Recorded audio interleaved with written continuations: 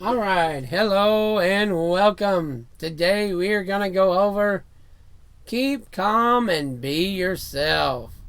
What does this mean? What are we looking for? What are we doing? Does the scriptures really tell us this? Because we were made in his image, right? We was made in the way that he told us to go. So knowing all this, we should know what the scriptures say.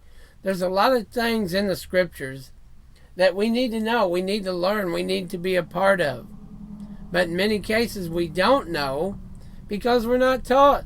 He said, my people were destroyed for a lack of knowledge.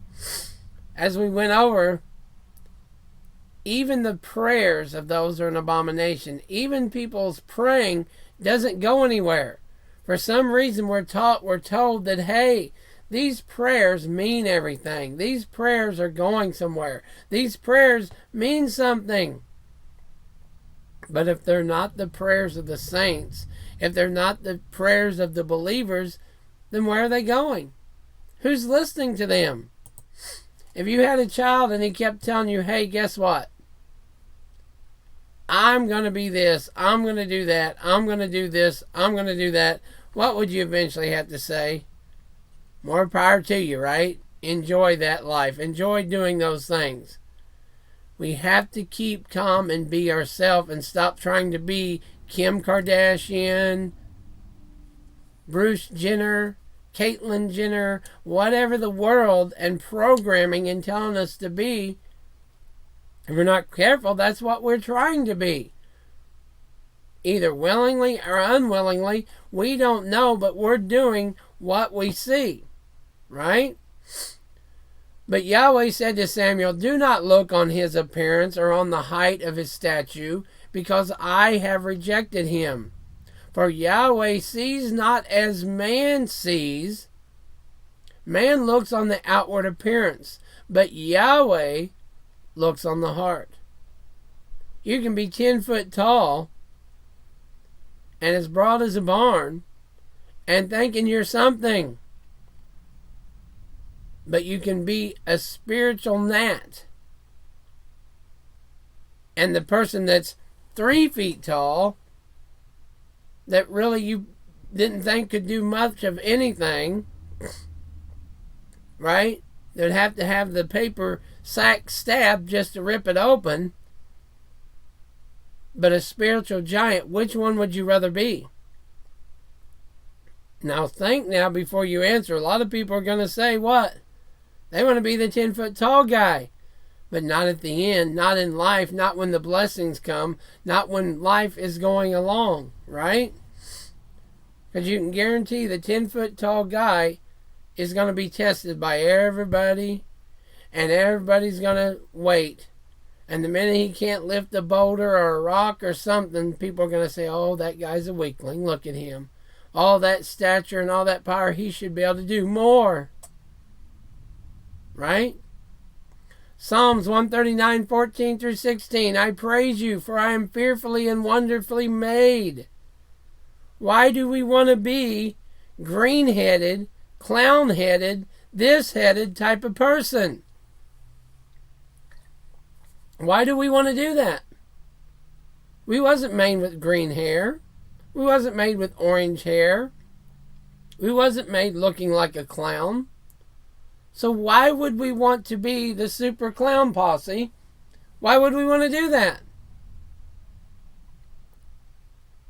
You know, if your child came up and started cutting their fingers off, you'd be like, what is wrong with you? Well, I don't need 10 fingers. I only want 3. What are you doing? No, I only want 3.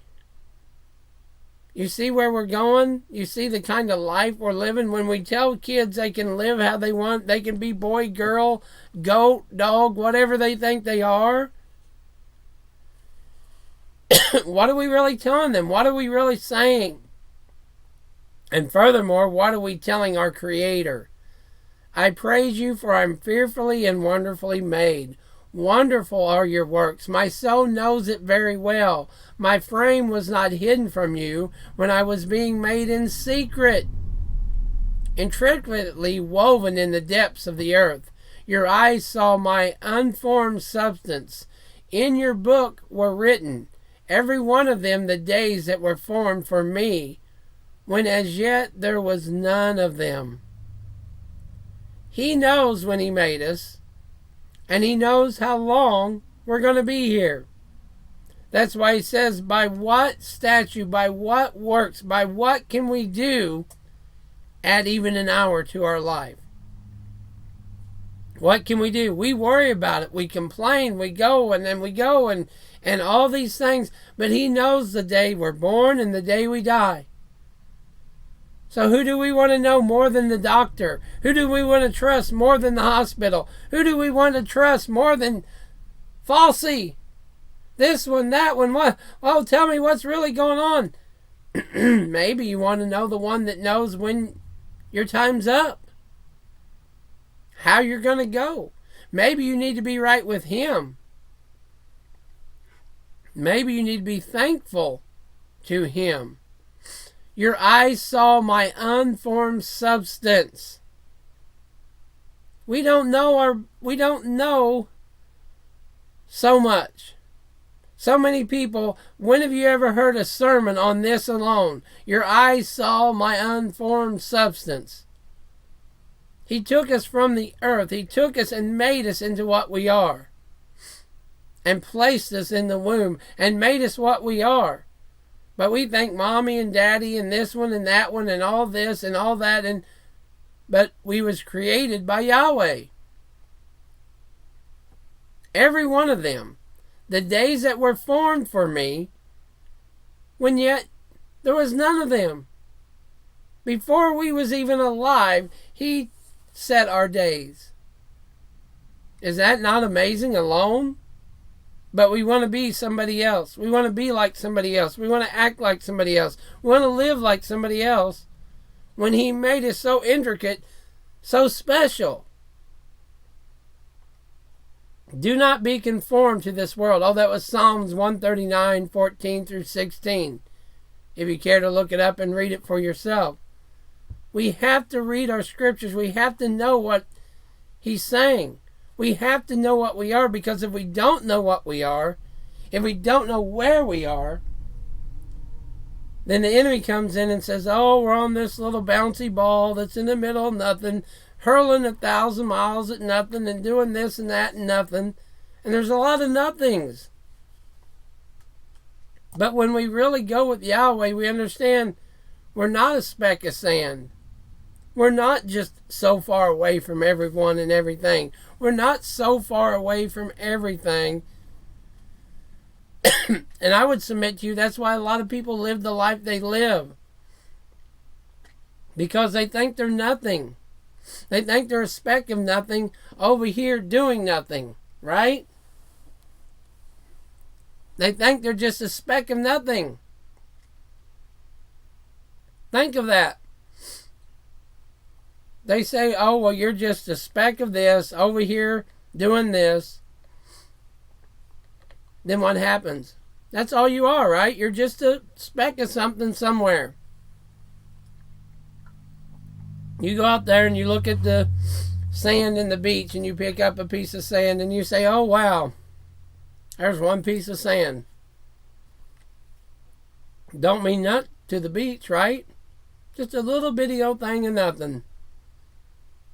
And I would submit to you that's what the world and the enemy has tried to tell us. We're in this vast universe and we're just a speck of nothing, and that's why people, I would submit to you, kill themselves. That's why they live their life they do, because they want to be noticed. They want to be like Kim. They want to be like Bruce. They want to be like this one. They want to be like Connor. They want to be like somebody. So they'll be noticed. Right? Instead of the creator of heaven and earth, the creator of all, is looking at us personally. Knows how much hair we have, knows what we're doing, knows what's going on. And yet we have the nerve. We'll cut it off, we'll throw it away, we'll do what we want, and we'll do anything we want with. And he tells us specifically not to do these things. Don't do this, don't do that, don't do this, don't do that. Tell me what to do. Do not be conformed to this world. Romans 12:2. But be transformed by the renewal of your mind, that by testing you may discern what the will of Elohim is. What is the will of Elohim? Well, when we read our Bibles, we find out what His will is. When we listen and pray to Him, we find out what His will is. But when we say, well, I think men and women can wear seats. I think men and women can do this. I think that when we start going down that road, it's I think, and therefore I am, and therefore I, and on it goes. By testing, you may discern. What test? What are we learning? What is in the test? Sometimes if we're sick, we learn in being sick. Sometimes others being sick, we learn by them being sick. Right? If you're raised, prayer is everything, and you say a prayer and it's all fixed, but yet then you say a prayer and it ain't all fixed, something's wrong with that. Right? You go to church and your whole life it was prayer. You say a prayer and that's it. It's over with. You say it in this name. You say it in this name. And you've been doing that for 3 months. And yet the problem still exists and persists. So there's a problem in that theory. You see what I'm saying? Now, is it a problem with the Bible? Is it a problem with... Where's the problem? We have to understand what is going on. Because I would submit to you, many people probably lost their faith right there.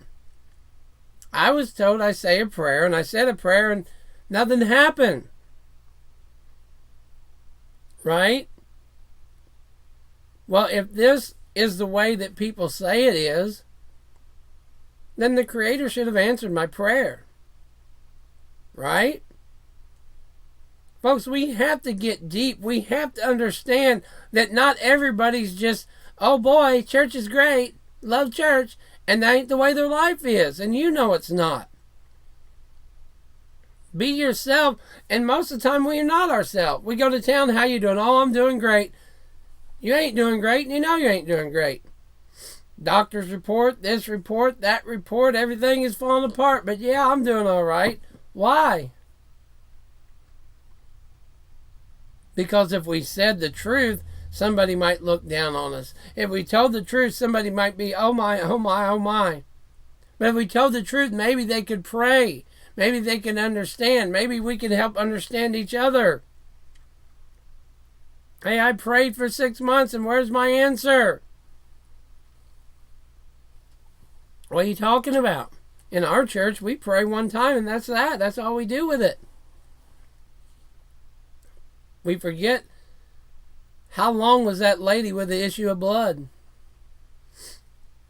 The guy was blind since birth. When we read the Bible and understand what it's saying, it's more than a quick prayer. It's more than a quick fix. And many times if we got a quick fix, what would it mean? Well, it'd mean a lot to me, would it now? You go to the doctor and the doctor says, yep, you got terminal 4 cancer. I don't know if you're going to make it or not, but we're going to try. What's the first thing you're going to do? You should do. Hit your knees and start crying out to the Creator. If He answered you that night and you walked in the next day, and I'm not saying He hasn't, but if He answered you that night and you went the next day, what would you live your life as? Well, that's the way it is. Any trouble I get into, I can just call upon Papa, and Papa's going to make it right. That's churchianity, is it not? Churchianity is finest. Hey, call on Papa. Papa forgives and forgets. Go on. But wait a minute. My child says, Dad, I'm going out. Okay, be back at 11. All right. 11 o'clock comes and goes. No child, no car, no call, no text, no nothing. 2 o'clock comes, 3 o'clock comes. Now we're wondering what's going on. 5 o'clock, here comes some mangled mess of a car. Some kid with a broken arm. Couple other kids. We're sorry, we're sorry, we're sorry, we're sorry. There's your totaled car. There's your broken child. Now, is everything going to be all right in the morning? No, you're going to have a totaled car, right? You're going to have a broken arm. It's going to take how long to heal? This is the way life really works, right? So why on earth do we think, and we know that child's hurt, we know he understands, we know he got something out of that he should have brought himself home, right? But you're still probably going to say, after, are you all right, how everything go, all this, da-da-da-da-da, you're going to say you're grounded for a year. You're grounded for 6 months. You should have listened to me. Correct? When that child comes up and says, can I borrow the keys to the car? You're probably not going to be so apt to throw him the keys to the car. Now, the creator of heaven and earth says, don't eat this. Don't live this way. Don't get tattoos. Don't do this. Don't do that. Don't kill. Don't commit adultery. Don't. 248 times I think there's don'ts. How many times have we broke that curfew? How many times have we broke that trust line? How many times have we went against what he said to do? And then what happens? You see what happens here? If we're not very careful, we break the trust and what he says to do. And when our child does it, he learned the lesson the hard way, is what I'm saying, right? That mangled car, that wreck, that broken arm, but it's not going to heal overnight. If you're 40 years old and you've lived 30 of those years the way you wanted them to, maybe there's a lesson to learn. Maybe there's a heaven to gain. Maybe there's something to get closer to than, oh, well. Because you know it as well as I do. Most people, if they was healed, if that was fine, the car's a mangled mess, big deal, let's live life, let's go drive tomorrow, give me the keys, nothing would change. Yahweh wants us to change and to be closer to him. If we don't change, he can't. He will not. You see what I'm saying? He's not going to change the law, the instructions, anything for us. So therefore, if we took the car keys and ran it into the wall, we're just as bad as the generation before and before and before and before. We're just as bad as Aaron trying to make an idol and saying, well, look now what we have. Who called Aaron? Yahweh never picked Aaron. He picked Moshe. I praise you, for I'm fearfully and wonderfully made. Wonderful are your works. My soul knows it very well. My frame was not hidden from you when I was being made in secret, intricately woven in the depths of the earth. Your eyes saw my unformed substance. In your book were written, every one of them, the days that were formed for me, when as yet there was none of them. Psalms 139, 14 through 16. 1 Timothy 4 and 4. For everything created by Elohim is good, and nothing is to be rejected if it is received with thanksgiving. We're not supposed to just reject people if they're asking for truth. We're not supposed to kick people to the curb and say, well, because we all are made in the image of Yahweh. Right? Man is made and woman comes from man. So The image of Yahweh is man. So what are we doing even when we reject each other? We pass by people and laugh and joke and go on, but does he think that's funny? If you had one child that was on the corner crying and weeping and starving, and the other child was rich and worked at IBM, and he drove by him, would that not break your heart? Ephesians 2:10. For we are his workmanship, created in the Messiah, Yeshua, for good works, which Elohim prepared beforehand that we should walk in them. We have our instructions to walk in. If we choose to live them and walk in them, then we'll be blessed. If not, then what do we expect? Having gifts that differ according to the grace given to us, let us use them. If prophecy, if proportion to our faith, if service, in our serving the one who teaches in his teaching. We all have something in us to do.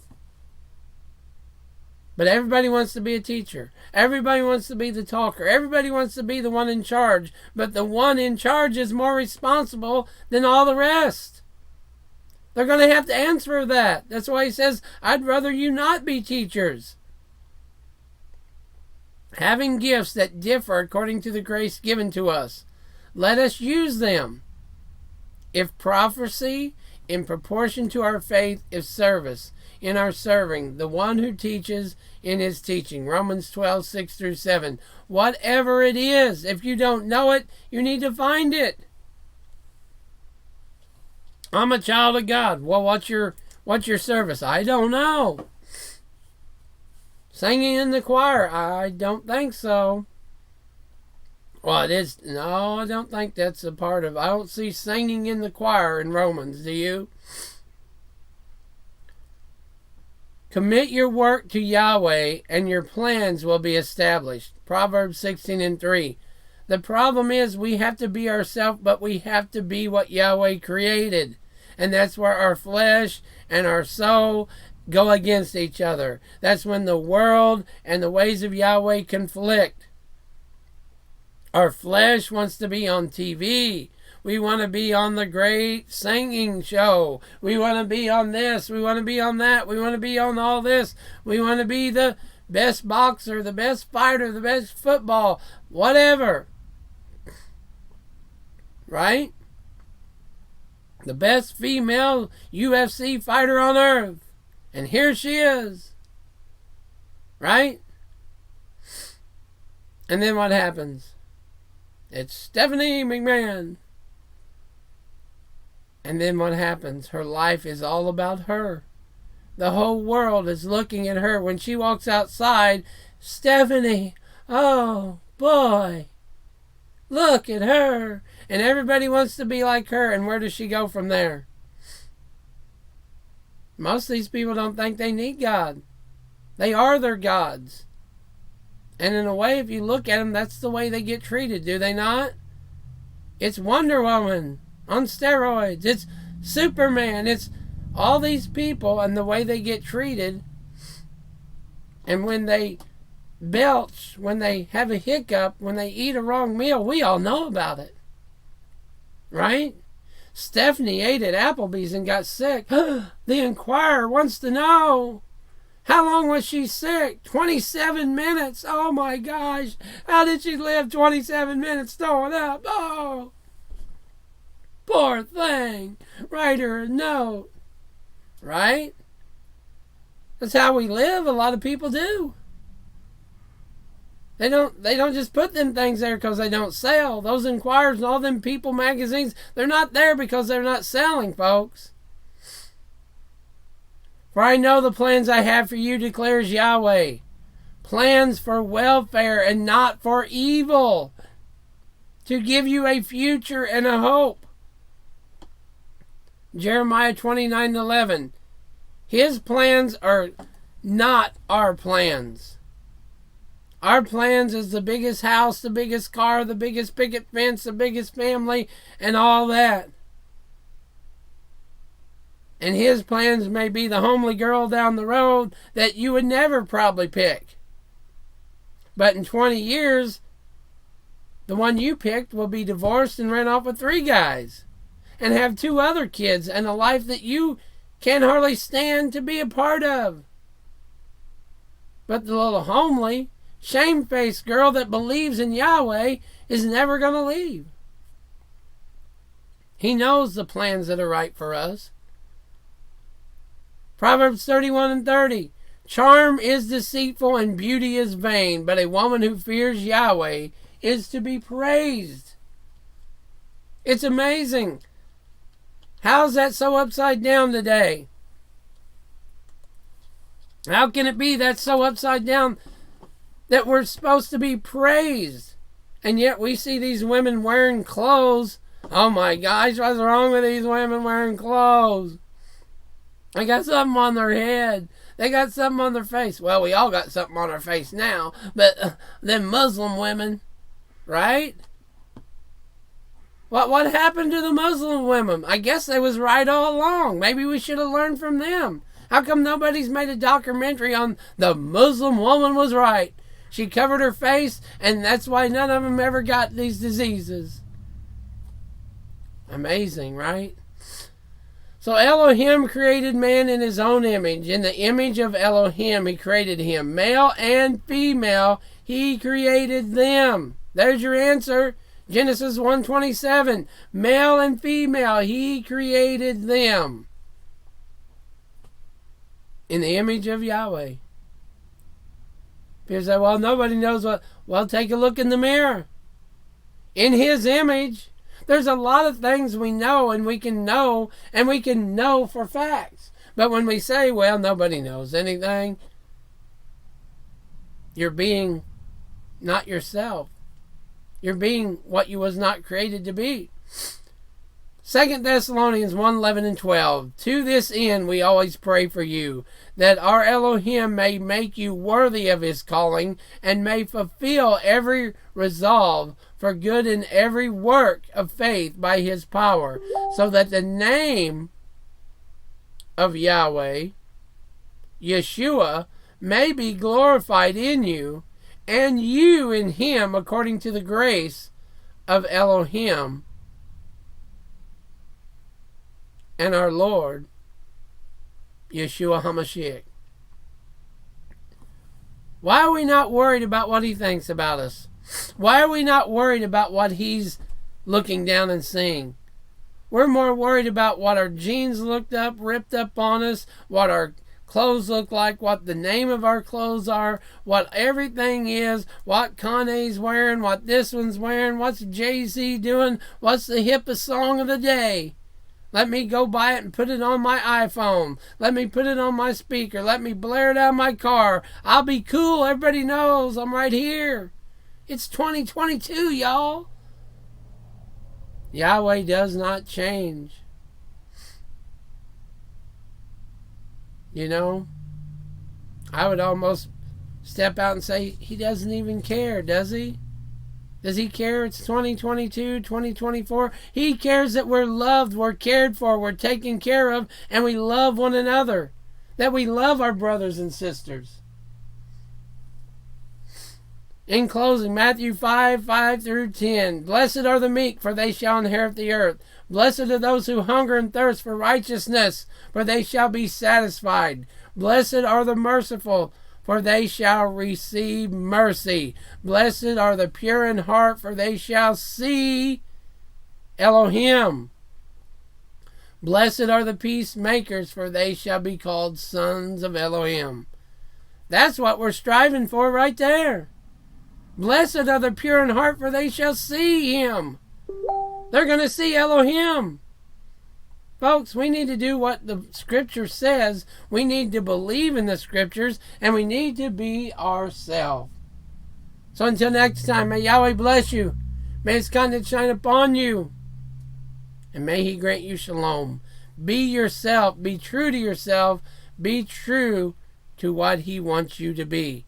Be in His plans and not your plans, and everything will be just fine. Until next time, may Yahweh bless you.